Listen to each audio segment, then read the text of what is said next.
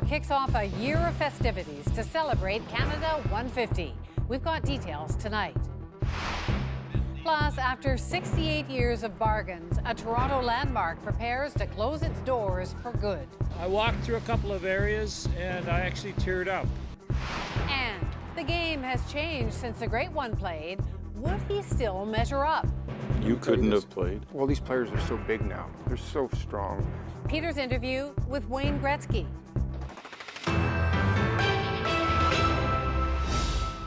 Tough U.S. diplomatic sanctions against Russia are kicking in. Today, 35 Russian officials are packing up.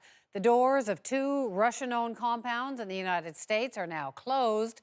Still open, though, are questions about where the conflict over alleged Russian election hacks will go next. And Washington has learned, yet again, when it comes to Vladimir Putin and Donald Trump, prepare for surprises. At first, it looked as though Russia would do the expected in response to U.S. President Barack Obama's sanctions. Уходящая американская администрация Барака Обамы.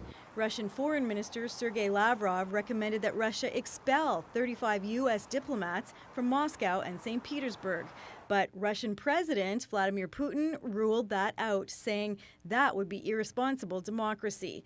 Instead, Putin invited the children and families of American diplomats to join in on holiday celebrations at the Kremlin.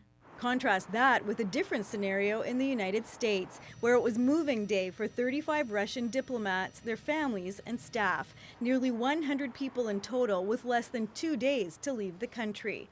At the Russian embassy in Washington and at compounds across the country, including these, closed down at noon because it's believed they were involved in intelligence gathering. They know full well that those 2 facilities, they are vacation facilities for our kids. They were not given enough time to pack all their things and to prepare to finish their financial matters here in the United States. Russian officials have portrayed the sanctions as those of a lame duck president, suggesting President-elect Donald Trump could reverse them when he takes over from Obama. In a statement, Putin said Russia will plan further steps to restore Russian-U.S. relations based on the policies of the Trump administration.